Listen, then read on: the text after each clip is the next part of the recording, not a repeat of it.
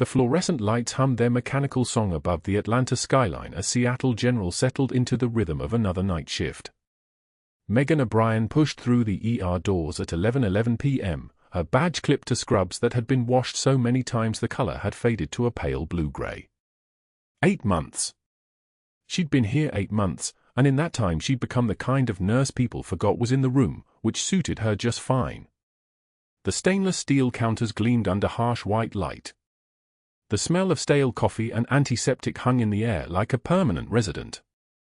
The stretcher wheels squeaked as the night crew moved through the corridors, and Megan moved with them, invisible and competent, the way she'd learned to be a very long time ago. The trauma bay was already humming with activity when she clocked in. A multi-casualty event had rolled through around 10:30, construction site collapse, 3 patients requiring simultaneous care. By the time Megan arrived, 2 of them were stabilized and moved to recovery. The third was still in trauma 3, a laceration across his left shoulder that needed precise field suturing to avoid nerve damage. Megan had already reviewed the chart. She could see the wound in her mind before she even saw the patient, the trajectory, the depth, the angle that would require muscle memory most nurses never developed. The muscle memory she'd developed holding together human beings while bullets whistled overhead. She moved into the bay with her suture kit. Her hands were steady.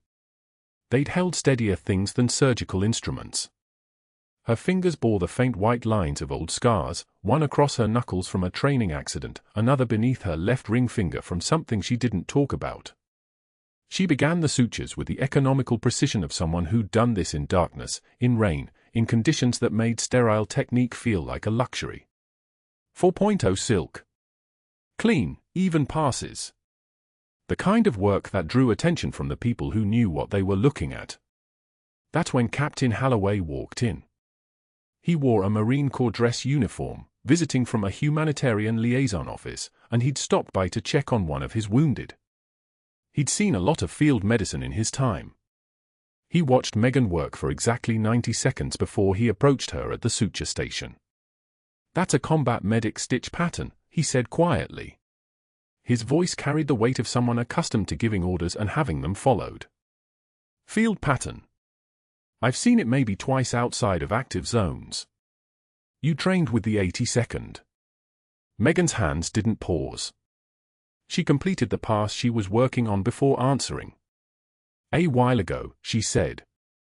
Her voice was soft, deferential, the voice of someone apologizing for existing in spaces where she wasn't supposed to be. "How long?" 12 years. 3 tours. Holloway's eyes narrowed with the kind of recognition that comes from one professional seeing another do something that takes years to learn. He was about to ask another question when Dr. Mercer appeared in the doorway to Trauma 3. He'd been in the physician's lounge, and he'd heard the exchange. Mercer was tall, silver-haired, the kind of man whose lineage seemed to include country club memberships and summer homes. His name alone suggested old money, the kind that bought power in increments too small to notice. He was the ER department head, a position he'd held for 17 years through a combination of competence and the kind of political navigation that made him invaluable to administration. He was also someone who'd never forgotten that a nurse from nowhere with no credentials should know her place, and her place was not performing complex field sutures or catching the attention of officers. "Captain," he said to Holloway, his voice smooth as lacquered wood. "I'm sure you'd want to know that our suture work is handled by trained physicians here. We have protocols." He turned to Megan with a smile that didn't reach his eyes. "Isn't that right, Ms. O'Brien?" Megan tied off the final suture. She set down her instruments with the care of someone placing weapons at the feet of an officer. "Of course, Dr. Mercer." What Mercer didn't know was that he'd just identified his target. What he didn't understand was that he'd been watching a combat medic work, someone who'd kept 17 soldiers alive on a single supply run through terrain that shouldn't have permitted survival. But Megan hadn't listed that on her nursing application. Megan hadn't listed a lot of things. The records didn't exist anymore. After Bagram, after the operation that went sideways and had to be buried so deep that even the Pentagon pretended it never happened, Captain Megan O'Brien had been officially erased. She'd been ordered to disappear. She'd been told never to surface. The military had shredded her records, redacted her name from every document, and told her that her service, all of it, every life she'd saved, every impossible thing she'd done, was classified so heavily that she could never speak it aloud. So she'd become a nurse. It was the closest thing to the work she'd done before. It was a way to keep helping without drawing attention. It was supposed to be invisible. That ended the moment Mercer chose her as something to destroy. Over the next 3 days, the campaign began with surgical precision. Mercer started with rumors, whispered conversations in the physician's lounge where he happened to mention that he had concerns about Ms. O'Brien's actual credentials. He suggested, casually, over coffee that he was looking into her background, which was unusual phrasing for someone whose credentials were verifiable and clean. He filed a formal complaint with nursing administration about her overstepping her scope of practice during the trauma event. He mentioned to 3 different doctors that she was claiming military experience that may not be legitimate. The seeds of doubt were planted with the precision of someone who understood that you didn't need to be loud to be destructive, you just needed to be consistent. By Thursday, she knew. Not from Mercer, but from the way the break room emptied when she walked in. She'd poured her coffee, the stale stuff that had been sitting since 6 a.m., and sat at the table where nurses traditionally gathered during their brief reprieves. She was reading a patient chart when she noticed them. Jessica, who'd trained with her on the pediatric rotation. Marcus, who'd stood beside her during the trauma event and seen her work. Sarah, who she'd helped through a code 3 weeks ago. They came in, saw her, exchanged a glance, and left. All 3 of them. Jessica even left her lunch behind, a Tupperware container of pasta that she'd been talking about all shift, just to avoid sitting in the same room. Megan set down her coffee. She didn't flinch. She didn't look up. She simply reached into the pocket of her jacket and felt for the faded unit patch sewn inside the lining. It was a small thing, barely 3 inches across, the colors worn to almost nothing by 2 decades of being hidden. Delta symbol. Crossed arrow and dagger. A unit that officially didn't exist, serving alongside people who officially didn't either. She ran her thumb across the stitching, her own stitching, sewn by hands that had known exactly what they were hiding and why. The patch was the only proof she'd ever been there. The only evidence that the woman sitting alone in the break room had once been something very different. The formal write-up came on Friday. Mercer posted it on the unit bulletin board, a memo printed on hospital letterhead, official and damning, documenting 17 policy violations committed by a nursing staff member O'Brien. The list was meticulous. Performing advanced procedures without physician authorization.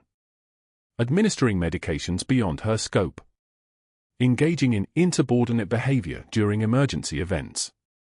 Making inappropriate claims regarding military experience. Providing medical guidance to staff outside her certification. Each violation was dated and documented with the kind of precision that suggested he'd been building this case since the moment he heard about her field sutures. Other staff read it. Other staff remembered his questions. The Whisper campaign suddenly had official documentation. Megan read the memo while standing at the station. Her hands were steady. Her breathing was controlled. She absorbed it the way she'd absorbed a lot of things, with one measured breath that caught somewhere between her ribs and her spine. Her eyes moved across the words methodically. 17 violations. 17 reasons for administration to question her competence. 17 steps toward the end of something she'd worked very hard to build. She turned away from the board and went back to her patients. That's what you did. That's what you did when the room went so quiet you could hear the ventilator wheeze from 2 bays over. That's what you did when you felt the weight of attention settling on your shoulders like a target being painted on your back. You kept working. The patient's family crowded the trauma bay entrance, their faces carved from fear and confusion. The man on the bed was hemorrhaging somewhere they couldn't see, his breath coming in rattles that sounded like gravel scraping through a metal pipe.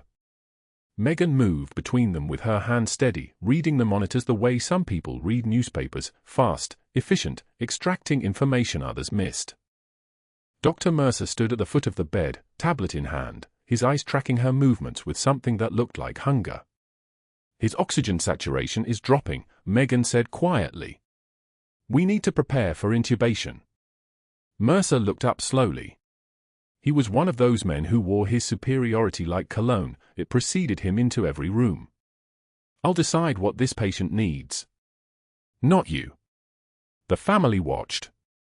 The youngest daughter gripped her mother's arm so hard the skin around her knuckles turned white.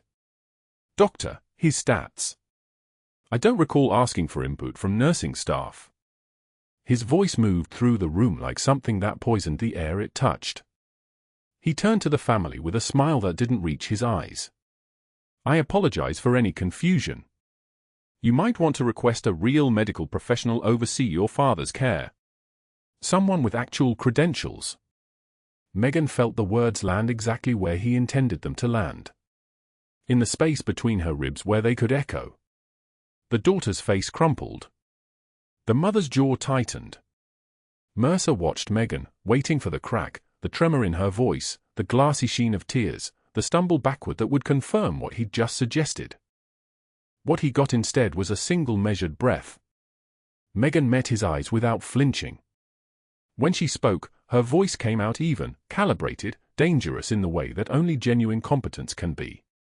I've held together better men than you with less than what's in this room. She turned back to the monitor. Her hand reached for the suction line. Behind her, Mercer's jaw clenched so hard you could see the muscle working. The family stood frozen. Someone in the hallway dropped a metal tray. The sound of it hitting the tile echoed through 3 floors. Megan wiped her eye with the back of her hand, the single tear that had escaped despite everything, and kept working. The gesture was so economical, so devoid of self-pity, that it somehow made the insult worse. She wasn't breaking. She was absorbing. Processing. Moving forward. Mercer's hands tightened around his tablet. 2 hours later, the patient stabilized. The family thanked Mercer. Megan cleaned the trauma bay alone at 11:11 p.m., her reflection fractured across the stainless steel surfaces of machines she'd just used to save a life that Mercer had nearly let slip through his fingers. The next morning, a formal incident report appeared in her personnel file. She found it taped to the break room bulletin board along with the mandatory staff notices and the flyers for free hepatitis screening. Mercer's handwriting was precise, almost architectural in its cruelty. The report detailed her unauthorized performance of a physician-only procedure, the needle decompression she'd initiated when his negligence would have killed a man. Each word was chosen to sound clinical while carrying the weight of accusation.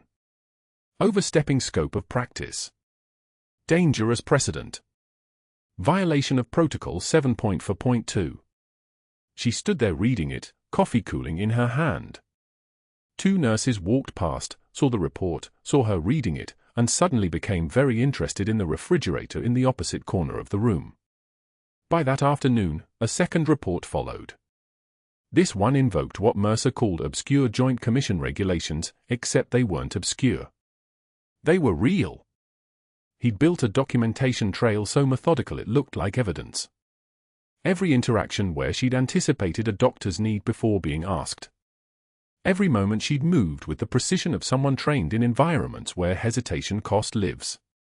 Every instance of her quiet competence had been reframed as insubordination. The credentialing committee received a formal complaint on Friday. Then another on Monday. Then a third on Wednesday, this one stamped with what looked like 5 departmental signatures. Megan later learned that 2 of them had been forged, but by then it didn't matter. The cascade had started. On Thursday morning, the nursing director called her into the office. There was a chair across from the desk, and Megan sat in it the way soldiers sit in chairs, spine straight, hands still, the kind of posture that suggests you've been waiting for something inevitable. Dr. Mercer has submitted a recommendation, the director said, not meeting her eyes. For your suspension. Pending investigation into these policy violations. Megan listened. The director talked about procedure and protocol and the hospital's need to maintain standards. Outside the office window, Atlanta sprawled beneath a gray November sky. Somewhere in the city, children were being picked up from school by their parents. Normal people doing normal things. Your badge will be deactivated immediately, the director continued. You can collect your personal items and... I understand, Megan said. For words. That was all it took to end the meeting. Her locker smelled like the lavender detergent she used on her scrubs and something deeper, copper and antiseptic and time. She packed her things into a canvas bag. The faded unit patch sat at the bottom, sewn into the lining of her jacket where nobody would ever think to look. She'd carried it through 8 months of quiet competence. Through rumors and whispers and a campaign designed to make her disappear from the only place she'd been allowed to exist. The bag was light. Everything she owned fit into something you could carry with one hand. The drive home took 17 minutes. She sat at every red light. The city moved around her, people buying coffee, people checking phones, people living their small lives in the margins of her erased one. By 4:13 p.m. she was home. By 4:15 p.m. she was sitting at the kitchen table, her daughter's backpack still hanging by the door, her badge deactivated in her pocket like a weight that had suddenly lost its function. The front door opened at 3:28 the next afternoon. Her 8-year-old appeared in the kitchen doorway, her small face arranged in a question mark of confusion. Mommy, why are you home early? Did you get fired? Megan looked at her daughter. She looked at the kitchen table.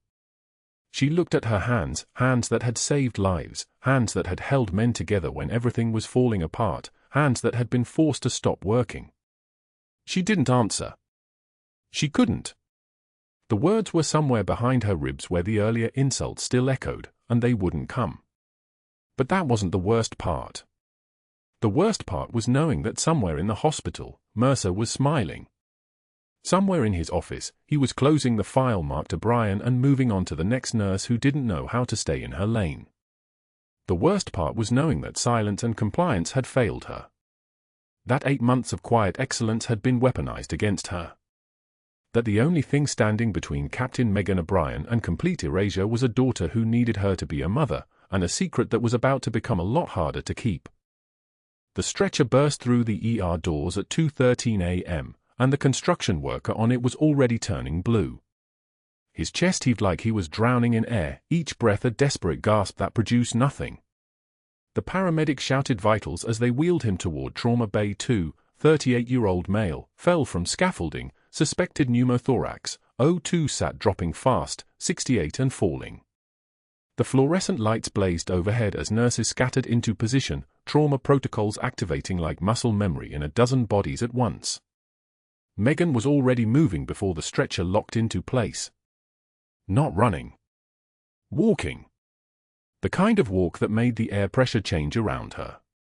She saw what the paramedics had missed in the chaos of transport, the way his right chest wasn't rising, the asymmetrical breathing pattern, the panic in his eyes that came from a body suffocating while the lungs still tried. Tension pneumothorax. A collapsed lung pressing against the heart, squeezing it shut one breath at a time. At this rate, cardiac arrest in 4 minutes. Maybe 5. Dr. Mercer was already there, tablet in hand, scrolling through protocols like he was shopping online. His fingers moved across the screen, hunting for the procedure steps, the algorithm for what to do when a man's lung collapses and traps air in the space where his heart needs room to beat. His jaw was tight. His breathing shallow. The kind of shallow that came from knowing you were supposed to know what to do and finding out, in real time, that you didn't. Get me a 14-gauge angiocath needle and a syringe, Megan said. Not a request. The words came out flat and level, the kind of voice that didn't ask permission. The kind of voice that expected to be obeyed. A trauma nurse, Rodriguez, with 8 years in the ER, moved without hesitation. She didn't look at Mercer. She didn't wait for orders from the attending. The needle was in Megan's hand before Mercer even looked up from his tablet. The patient's oxygen was dropping. 68. His skin had taken on the color of wet concrete. His mouth opened and closed like a fish in air, like he was trying to breathe through concrete. The monitor showed a heart rate climbing, 140, 150, his body trying to compensate for a system failing in real time. Megan's hands moved. She found the second intercostal space, Midclavicular line on the right side where the lung had collapsed and air had pooled like a death sentence. The skin was cold and clammy under her fingertips. She didn't hesitate. Didn't second guess. Muscle memory took over, the same muscle memory that had kept her alive in Bagram when her unit got caught in a valley with no way out except through, hands steady while rounds came in at angles that shouldn't have been possible. The needle went in. The hiss of air escaping from the chest was the sound of a man coming back from the edge. The sound of pressure releasing, of physics reasserting itself. Of a heart getting room to beat again. The patient gasped, a real breath, not the drowning in air panic of before, but an actual breath that filled his lungs with oxygen instead of suffocation. His fingers unclenched from the stretcher rail. 68. 72. 79. The monitor showed the heart rate beginning to drop. 85. His color was already changing from concrete to something approximating human. 88. His eyes were still wide, still terrified, but the panic was shifting. The panic was becoming something else. Becoming gratitude. Becoming the awareness that he had just been pulled back from a cliff he didn't even know he'd fallen off. 92. Stable. The silence in Trauma Bay 2 lasted exactly 3 seconds. Then Rodriguez started moving, prepping the chest tube setup because the needle decompression was a bridge, not a solution. The patient still needed the tube. Still needed real drainage. But he was breathing now. His heart was beating in a rhythm that made sense. He was going to live because in 4 seconds, at 2:14 a.m., a nurse in scrubs with tired eyes had done what the attending physician with the tablet couldn't. Mercer's face was the color of spoiled milk. His jaw worked without producing sound. He was still holding the tablet, but his fingers had gone slack. He was looking at Megan the way you look at someone who has just shown you something impossible. Not respect. Not yet. But the beginning of something worse for him than respect. The beginning of the understanding that something didn't add up. That the competence he was watching didn't match the narrative he'd been building. That the quiet nurse he'd been slowly dismantling had just saved a man's life in the time it took most people to pour a cup of coffee. Get a chest tube kit, Megan said, still moving, still calm, her voice carrying the kind of authority that made 3 more nurses jump without looking to Mercer for confirmation. We need imaging pre-procedure. And someone paged the attending anesthesiologist, we're going to need sedation for the tube placement. She glanced at the patient, made eye contact. You're stable now. What's your name? Marcus, the man gasped, his voice thin but present. Marcus Chen. Marcus, you had a collapsed lung. I decompressed it. We're going to put in a chest tube so it stays expanded. You're going to be okay. She said it the way someone says something they know to be absolutely true. Not hope. Certainty. The certainty of someone who had held together men worse off than this with less equipment than what was in this room. Mercer finally moved. He stepped toward her, and for a moment his face twisted into something that looked like it might explode. But then he caught sight of Rodriguez watching him. Then he caught sight of 2 other nurses, their eyes flicking between him and Megan, their faces showing the kind of expression people get when they've been watching a magic trick and the magician just revealed the whole method at once. When they realize what they've been seeing all along. He turned and walked out of the bay without a word. That was the moment someone would later say they saw it. The moment one of the residents, a young guy named Patterson, fresh out of his 3rd-year rotation, noticed the faded marks on Megan's wrists where her gloves had ridden up. Not tattoos. Scars. Old ones, white and thin, the kind that came from field dressings pulled too tight, from tourniquets applied in situations where you didn't have time to worry about circulation to the fingers because you were trying to keep a limb attached to a body. The kind of scars that didn't come from a civilian hospital. The kind that came from somewhere else. Somewhere with bullets and sand and the kind of decisions that rewrote your hands into something different than they'd been before. He said nothing. Not yet. But he was thinking it. That was obvious from the way his eyes lingered on those scars, the way his expression shifted from admiration for the procedure to something more complicated. to confusion, to the beginning of a question forming in the back of his mind: where had this woman actually come from? Megan didn't notice. She was already prepping the chest tube insertion, her hands moving with the kind of precision that made the procedure look like choreography instead of emergency medicine. But somewhere in the building, Dr. Mercer was in a supply closet or an on-call room, his hands shaking, his mind working through the implications of what he'd just witnessed. He had spent 8 months building a case against a nurse whose credentials he'd questioned. He had filed complaints. He had poisoned the break room against her. He had convinced the credentialing committee that she was dangerous, that she was lying about her background, that she needed to be removed from the unit before she hurt someone. And she had just saved a man's life in 4 seconds flat. But that wasn't the worst part for Mercer. The worst part was knowing that everyone who saw it was going to be asking themselves the same question that was probably already spreading through the ER like a contagion: if she could do that without any authorization, without any hesitation, without needing to consult a protocol or call the attending, what exactly was she? The credentialing committee's suspension letter had arrived on a Tuesday, cold and formal, each sentence a stone placed on her chest.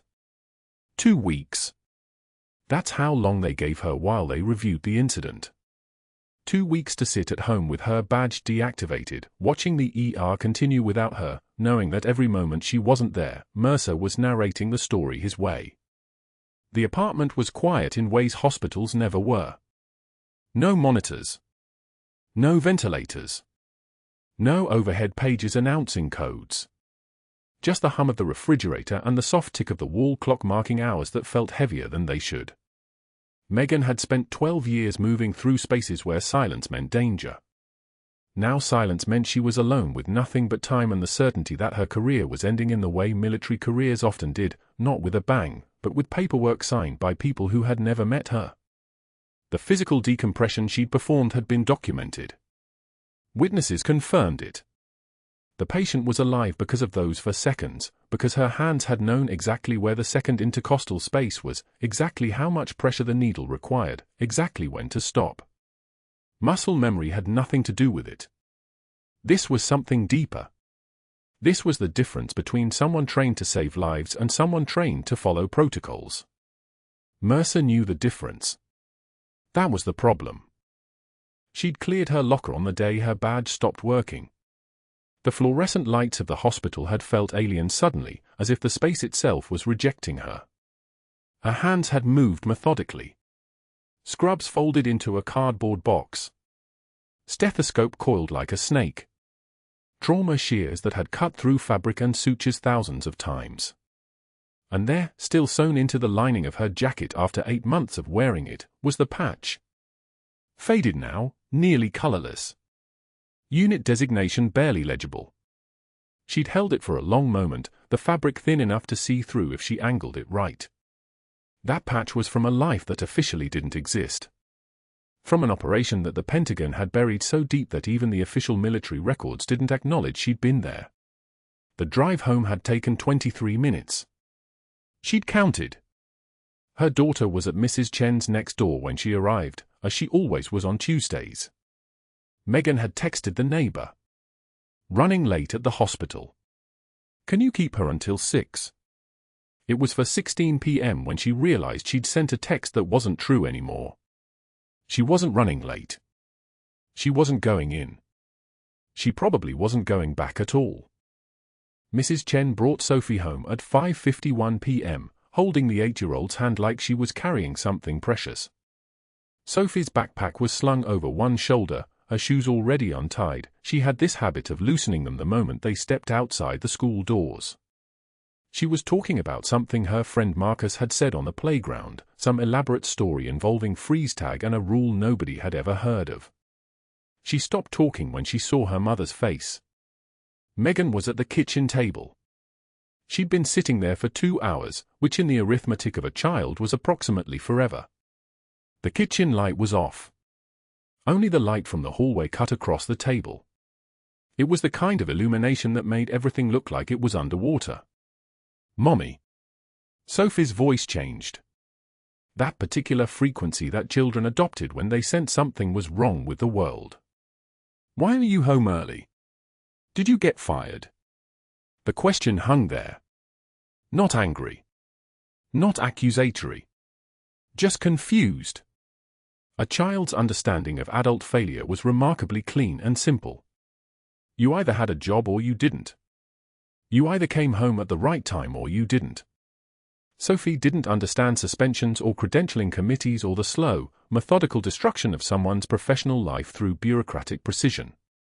She understood that her mother was sitting in the dark and that she was crying, which meant something bad had happened. Megan wiped her eyes with the back of her hand, the movement automatic, military. One breath. Just one.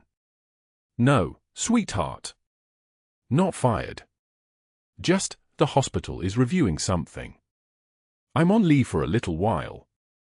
How long is a little while? The honest answer was forever. The honest answer was that a registered nurse with a suspended license doesn't come back. The honest answer was that Dr. Mercer had built a documentation trail so methodical and so complete that even if she fought it, even if she hired a lawyer, the damage was irreversible. You can't ring a bell. You can't unsay rumors. You can't make staff respect you again after they've been told for months that you're a liar, that you're dangerous, that you operate outside your scope of practice. I don't know yet, Megan said. But we're okay. I promise. We have savings. We're okay. Sophie climbed into her lap with the complete trust of a child who had never known her mother to lie about important things. At least not knowingly. Not about anything that mattered. She smelled like playground dirt and the apple juice Mrs. Chen always sent with her. Megan held her, pressing her face into her daughter's hair, and let the weight of the day settle into her bones. After Sophie was asleep, tucked into her bed at 8:13 p.m. with her stuffed rabbit and her nightlight shaped like a moon, Megan returned to the kitchen. She poured water into a cup but didn't drink it. She opened her laptop but didn't turn it on. Instead, she pulled the jacket from the back of the closet, the one she wore to work but never actually wore at work, and she sat in the dark with her fingers on the patch.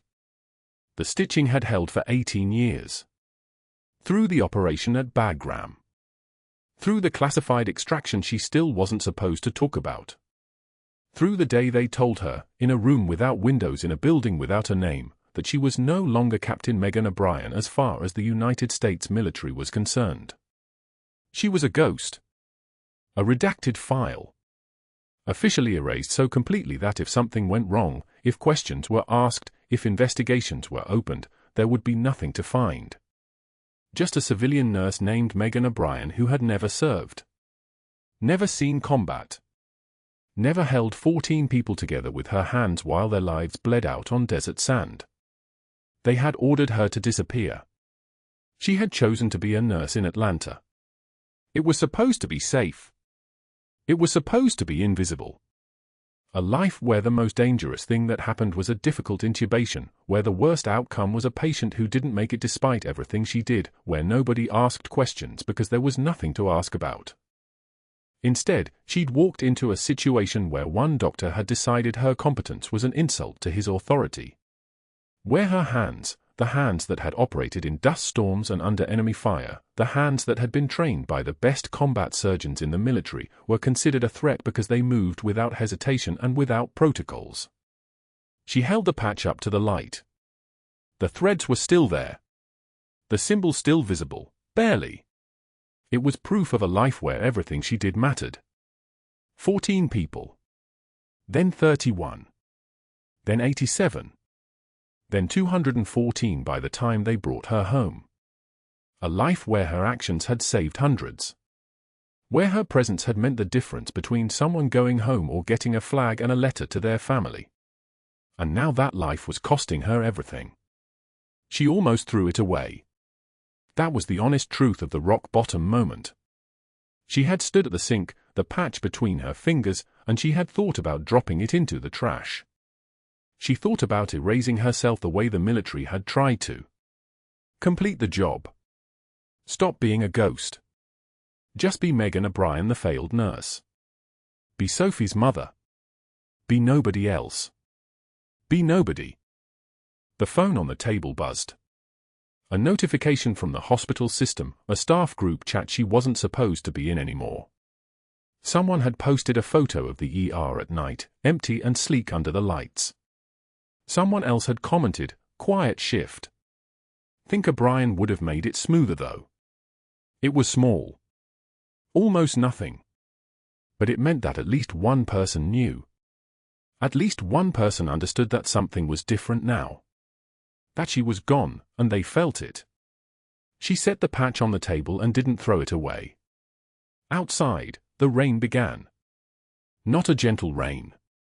A heavy Atlanta rain that sounded like static on windows, like the world trying to communicate something. It hammered the glass with enough force that Megan could hear it from inside. She sat in the dark kitchen at 2:38 a.m., listening to the rain, holding a cup of cold water, understanding for the first time what it meant to be erased twice. Once by the military, deliberately. And now by one man's ambition, methodically. She was still sitting there when the sound found her. It was distant at first. A rhythmic thumping that didn't match the rain. Megan's body recognized it before her mind did. The sound rose from something deeper than the storm. It was the kind of sound that moved through your chest cavity and changed your heartbeat.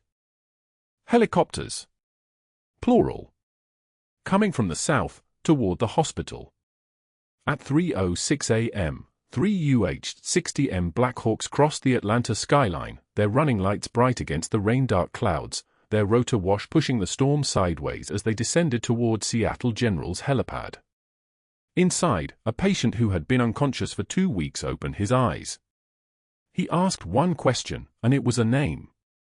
Not his family. Not a friend. A name that had come to him in dreams and nightmares for 18 years. Where is she? Where is the nurse who saved me? The question triggered protocols that had been waiting, dormant, for the right voice to activate them. A phone rang in a Pentagon office. A code was spoken. And somewhere in the rain-soaked dark of Atlanta, the machinery of the United States military began turning toward a very specific woman. But Megan didn't know any of this yet. She only knew the sound of the helicopters, and she only knew that they were landing at her hospital, and she only knew that some part of her that had been trained for exactly this moment was beginning to wake up. The rain fell harder. And then it stopped mattering at all.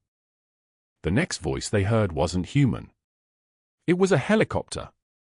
The rotor wash shook the ER windows as the bird descended toward the helipad, and Megan was still in her car in the parking lot, hands gripping the steering wheel at 2:10, when her phone rang. Unknown number. She stared at it for 3 seconds before answering. Captain O'Brien. Not a question. The voice belonged to someone accustomed to obedience.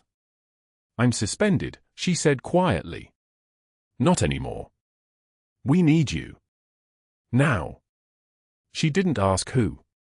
She didn't ask why.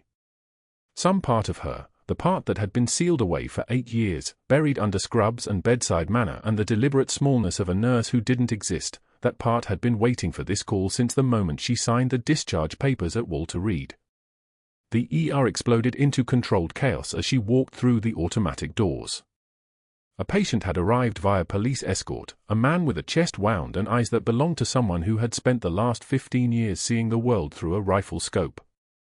Taliban fighter, whispered the intake nurse. Medical asylum.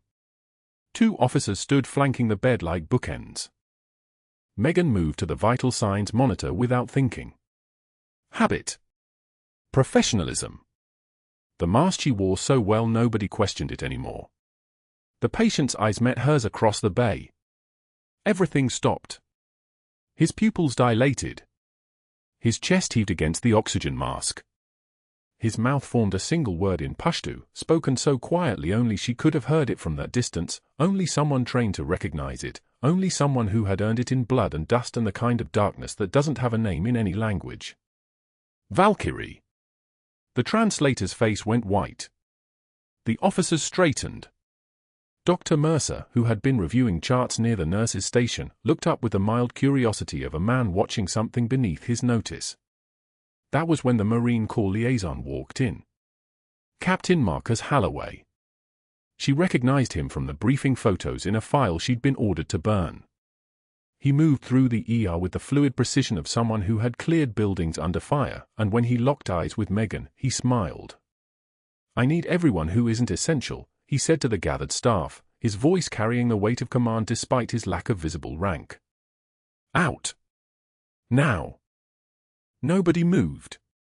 That was not a request. They moved. Mercer lingered, annoyed. "I'm the attending physician here, and I don't appreciate."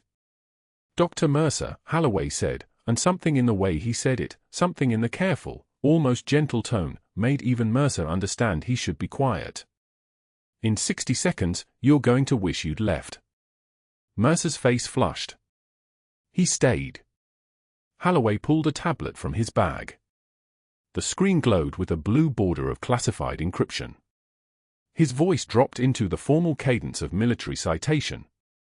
"For extraordinary heroism in combat operations during Operation Enduring Freedom, Captain Megan O'Brien led a Special Forces medical unit under sustained small arms fire at Bagram Airfield, personally extracting 14 casualties while—" "That's impossible," Mercer interrupted, laughing, a nervous, brittle sound. "Stolen valor. This woman was suspended 2 weeks ago for performing unauthorized procedures. She's a nurse with a fabricated military story, and I have documentation." The doors to the trauma bay opened. A 2-star general walked through. Not fast. Not aggressive. Just walked through like he owned the room, the way certain men do when they've sent thousands into battle and lived with the consequences every single day since. His eyes found Megan's jacket, which hung on the back of her chair. He reached for it. Found the seam. His weathered fingers traced the faded unit patch, the colors dulled by 8 years of being hidden, by deliberate erasure, by orders that said she no longer existed in any official capacity. He looked at the patch. Then he looked at Megan. His right arm came up in a salute. Crisp. Full. The kind of salute reserved for officers who have sacrificed things that cannot be measured in medals or rank. Mercer's face drained. He opened his mouth. Nothing came out. "General," Holloway continued, resuming his citation as if the interruption had never happened, "Captain O'Brien's extraction of those casualties occurred while managing a tension pneumothorax in the field using only equipment carried in her medical pack.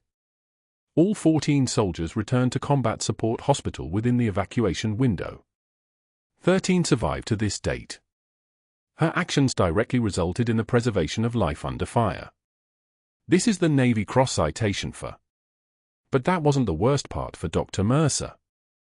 The worst part was the phone he felt vibrating in his pocket. His hospital phone. The one that connected directly to his email. He pulled it out because some men are compelled to look at their own disasters as they unfold. The message header was already visible on the lock screen: board review, immediate disciplinary action required. His thumb trembled as he swiped. The video loaded. Grainy security footage from 2 weeks ago. Him, leaning over a patient bed, his voice sharp and demeaning, "I'd prefer a real medical professional." A patient's family shrinking back. Megan's face, composed, controlled, devastating, as she delivered exactly 4 words, "I've held together better men." That video had gone viral. Tagged by a medical student to his old mentor at Johns Hopkins. Dr. Sebastian Hayes. The legendary surgeon who had trained him, sponsored his fellowship, written every letter of recommendation that had gotten him hired at Seattle General. Dr. Hayes had responded publicly. 214 words explaining that his protégé had become everything he despised in medicine. The letter ended with a single sentence: "I am recommending his immediate removal from any position of authority and a full board review of his medical license." 72 hours later, the board had voted unanimously. Mercer's career didn't end with a bang. It ended with a recommendation letter requesting his resignation, a cease and desist regarding his patient interactions, and an offer to let him resign quietly rather than undergo a public hearing that would involve federal investigators asking questions about his documented pattern of retaliation against medical personnel. He took the offer. 6 months later, Megan wore her badge again. Burgundy leather, hologram security strip, her name printed with the new title underneath: Captain, Medical Operations. The hospital had promoted her, not because they suddenly discovered her background, but because word had traveled through the medical community in ways word does. Every nurse in Seattle General knew that the quiet woman in trauma had served. That she'd been military. That she was exactly the kind of professional they wanted leading their protocols. She declined the promotion to Chief of Trauma Services. "I'm going to stay in the field," she'd told the nursing director. "With patients. Where I belong." So instead, she pinned her faded unit patch on the cork board inside her locker. The one that said Valkyrie in letters that had been stitched by a field medic named Chen, the night before a mission that had gone so sideways that official records had been rewritten 3 times. The patch was beside a photograph, her daughter, 8 years old, wearing Megan's purple heart on a ribbon around her neck for Career Day. The child's smile was enormous. On the same day Megan returned to work, Dr. Mercer accepted a position with a medical supply contractor. The name tag on his polo shirt read, Steve. The company was based in Tucson, Arizona. The job involved driving a van between urgent care clinics and surgical centers, restocking inventory, making deliveries. He flinched now when patients called him doctor. He kept his eyes down. He didn't correct them anymore. Sometimes he'd see the video pop up on social media. Sometimes another copy would make the rounds through medical school channels, used by educators as an example of what not to do. The comments were always the same: "This is what happens when you abuse your position." Mercer never scrolled to the comments. The quietest person in the room might just be the one holding it all together. As you watch this story unfold, I want you to think about something. Have you ever been dismissed by someone in authority who had no idea what you were capable of? Have you ever stayed silent while someone assumed you were less than you actually are? And if you have, what would it feel like to be vindicated not by revenge, but by simply doing your job better than anyone else could? That's Megan O'Brien's real superpower. Subscribe to this channel for more stories about the quiet ones. The ones who serve. The ones who save lives in the dark and never ask for recognition. And comment below, what would you have done if you were in her position? Would you have taken the promotion? Would you have stayed in the field? Thanks for watching.